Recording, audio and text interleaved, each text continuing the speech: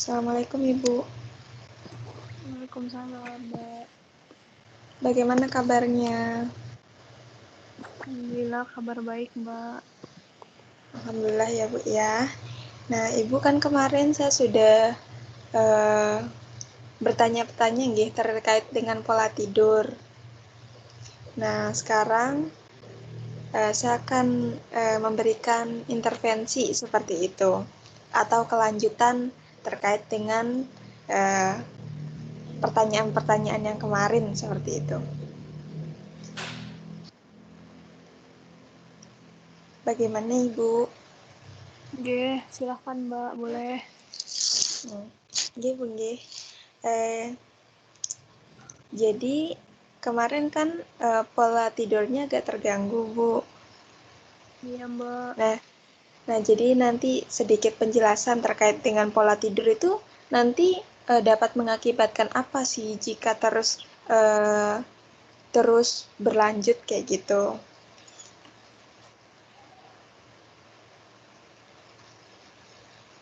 Nah kan kalau pola tidur itu bentuk yang kita lakukan dalam jangka panjang Bu.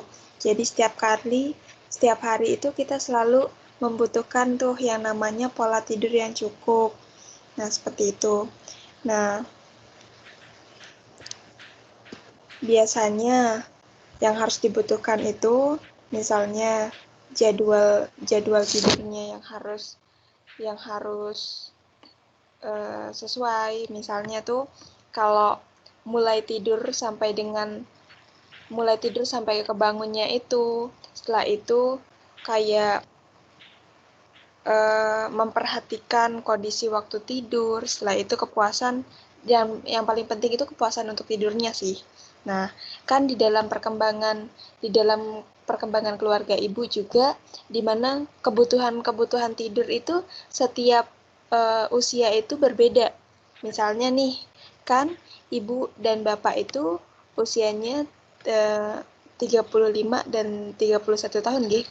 Nah, di mana usia dewasa sekitar 18 sampai dengan 40 tahun itu kebutuhan tidurnya berbeda-beda, Ibu. Misalnya nih, dewasa yang tadi dibilang 18 sampai dengan 40 tahun itu kebutuhan yang harus dicukupi untuk tidurnya itu sekitar 7 sampai dengan 8 jam seperti itu. Nah, untuk kalau anak ibu yang berusia 3 tahun itu mungkin kebutuhan tidurnya itu lebih tinggi lagi.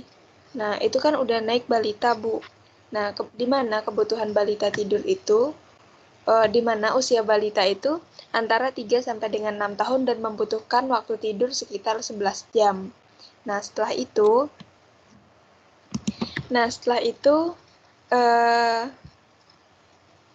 untuk anak ibu yang baru berusia 3 bulan, itu biasanya bayi berusia 0 sampai dengan 3 bulan itu membutuhkan waktu tidur 14 sampai dengan 18 jam. Nah, seperti itu. Nah, kan kemarin Ibu bilang kalau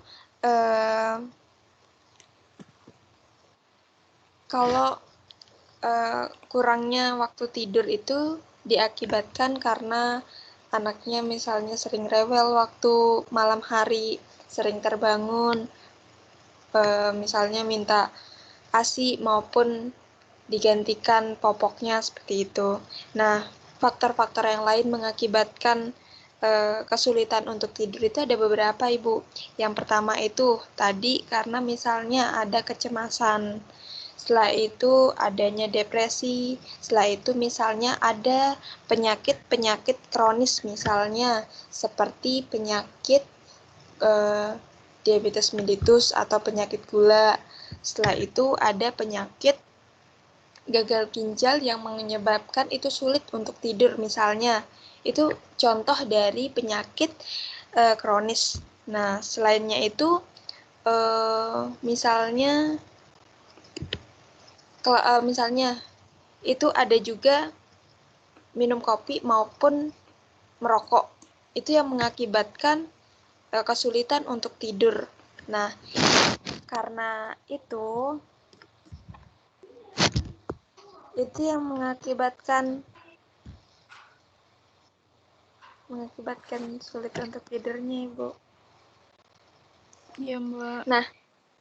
Nah, di sini juga kenapa sih pola tidur itu dapat mengakibatkan hipertensi?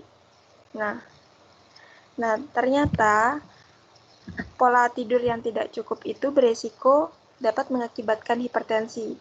Karena pola tidur yang tidak cukup atau adekuat atau kualitas tidurnya itu buruk, itu mengakibatkan gangguan keseimbangan fisiologis maupun psikologis. Nah, dalam diri kita sendiri. Nah, selain itu, durasi tidur yang pendek dalam jangka waktu yang lama itu menyebabkan hipertensi itu karena peningkatan tekanan darah selama 24 jam itu dan denyut jantung. Jadi ada peningkatan denyut jantung dan tekanan darah dalam 24 jam itu yang mengakibatkan terjadinya hipertensi. Nah, ada juga di sana tuh peningkatan sistem saraf simpatik dan peningkatan sistem retensi garam selanjutnya akan menyebabkan adaptasi yang namanya itu struktural sistem kardiovaskular sehingga tekanan darah menjadi tinggi. Nah, itu yang menyebabkan pola tidur itu dapat menyebabkan hipertensi.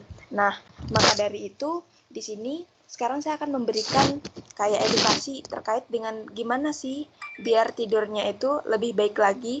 Nah, di sini mungkin nanti Ibu bisa baca sendiri. Ini namanya sleep hygiene.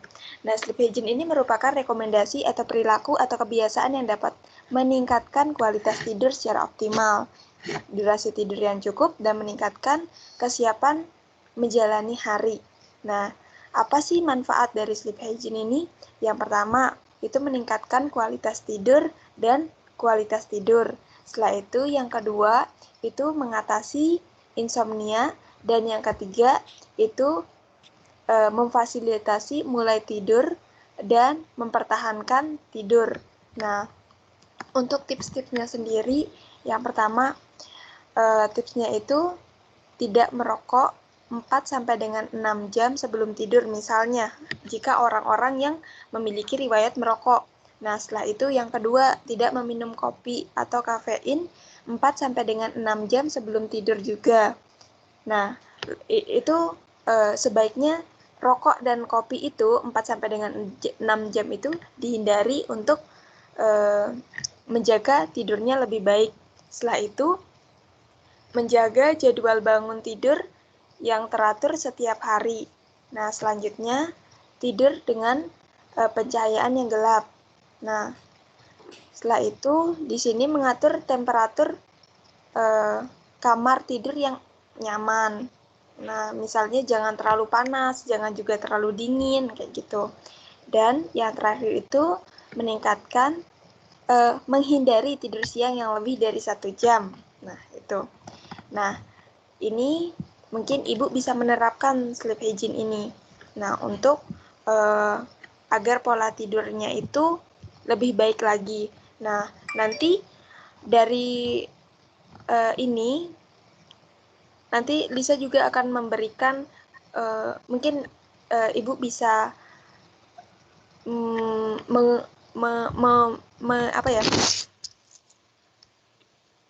menyalakan apa, nanti Lisa akan memberikan sebuah kayak lagu gitu pengantar tidur untuk memudahkan Ibu tidur seperti itu. Nah, dimana mungkin Lisa akan mendengarkannya terlebih dahulu. Nah, contohnya seperti ini.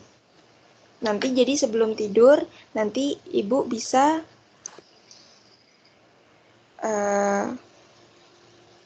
membunyikan ini terlebih dahulu seperti itu. Nah, seperti yang saya kirim ya, Bu ya. Nah, nanti jadi nanti Ibu tinggal nyalakan lagu yang ini nih, terus mencoba untuk tidur. Nah, kan juga Ibu mempunyai anak bayi nih. Seandainya tidak menggunakan lagu yang sudah saya berikan ini, Ibu bisa mengganti lagunya dengan menggunakan atau mendengarkan audio seperti audio murotal seperti itu. Nah, mungkin dari penjelasan ini Ibu ada pertanyaan seperti itu? Mungkin yang ini Mbak, kan tadi di materinya itu ada terkait yang kuantitas dan kualitas tidur itu Mbak. Itu maksudnya gimana Mbak? Maksudnya kualitas tidur yang seperti apa Mbak? Yang bagus atau gimana gitu Mbak? Jam-jamnya, waktu-waktunya gitu Mbak. Ya. Nah, yang dimaksud dengan kualitas itu kan baik buruknya tidur kita itu. Nah, misalnya kalau kualitas tidur yang baik itu sesuai dengan misalnya kalau sesuai dengan sumber yang saya dapat itu, kalau kualitas tidur yang baik kan tadi kualitas baik buruknya tidur. Nah, baiknya tidur itu untuk usia-usia tingkatan usia itu kan berbeda, Bu. Seperti yang saya sudah jelaskan yang tadi. Untuk usia yang 0 sampai dengan 3 bulan itu sebaiknya tidur 14 sampai dengan 8 jam. Untuk usia 3 sampai dengan 6 tahun itu baiknya tidur 11 jam dan 18 sampai dengan 40 tahun itu 7 sampai dengan 8 jam. Jadi itu untuk baiknya tidur. Nah, untuk kualitas tidurnya itu sendiri sebenarnya maaf seharusnya nih yang kualitas tidur itu untuk yang tadi jumlah atau banyaknya waktu tidur itu untuk kuantitas. Untuk kualitas tidur ini kayak kenyamanan atau kenyenyakan tidurnya seperti itu. Tadi mungkin jawabannya agak terbalik Ibu, mohon maaf. Nah, jadi seperti Iya, itu Mbak. Ibu. Jadi kualitas itu baik buruknya tidur dan kualitas itu adalah jumlah waktu tidurnya yang baik seperti itu. Mohon maaf tadi Lisa salah. Iya Mbak, sudah paham Mbak. Mungkin ada yang ditanyakan lagi Ibu? Mungkin belum ada sih Mbak kayaknya. Untuk lagunya tadi dikirim ya Mbak nanti? Iya, nanti dikirim sekalian nanti sama ini juga. Nanti mungkin jika nanti bisa dibaca-baca sendiri, jika masih belum paham bisa bertanya lagi seperti itu. Nah, ini kan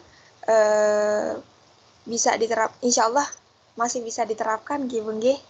Karena kan tidur itu harus baik seperti itu pola tidurnya. Nah, untuk mencegah penyakit-penyakit di belakangnya, untuk pencegahan seperti itu. Mungkin karena tidak ada pertanyaan, nanti kira-kira bisa menerapkan ini nggak, Bu? Ini kan jadi ini jadi contohnya gini, sebelum tidur nanti Ibu bisa menerapkan kayak menghindari dulu nih, menghindari kecemasannya Ibu dulu, pokoknya pikirannya udah dikosongin dulu seperti itu baru tidur. Nah, setelah itu sembari tidur itu mendengarkan lagu. Nah, mendengarkan lagu itu apakah setelah mendengarkan lagu ini tidurnya lebih nyaman, lebih nyenyak, nah seperti itu. Nah, nggak menutup kemungkinan untuk mengikuti tips-tips yang telah diberikan tadi, seperti itu. Iya Mbak, nanti coba saya terapkan ya Mbak ya. Oke, Ibu.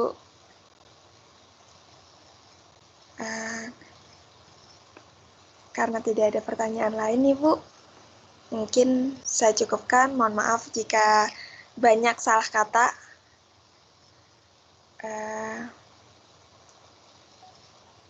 Saya ucapkan terima kasih atas waktunya. Mbak, Kalau saya gitu, juga terima kasih ya Mbak, sudah diberikan informasi. Ibu. Kalau gitu, saya tutup, Ibu. Iya Mbak. Assalamualaikum. Waalaikumsalam.